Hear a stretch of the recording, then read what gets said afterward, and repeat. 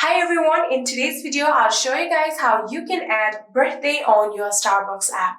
Welcome back to our channel How To Tutorials. So let's dive right into it. So first thing that you have to do is make sure that you are logged into your account.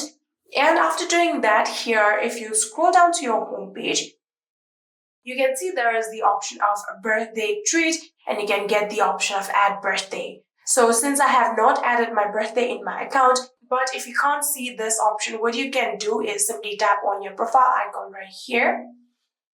And after doing that, you can tap on personal info. And after doing that, here you can see there is the option of birthday. Simply tap on this arrow right here.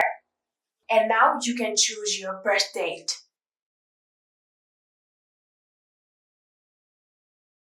Here you can see I have chosen my birth date, and all I have to do is simply tap on save. And just like this, here you can see I have successfully added my birthday. If you simply tap on personal info one more time, here you can see my birthday is January 10. And yeah, that is it. I hope this video was helpful to you guys. If it was, please do not forget to hit that subscribe button and like our video. Thank you so much for watching. See you in the next.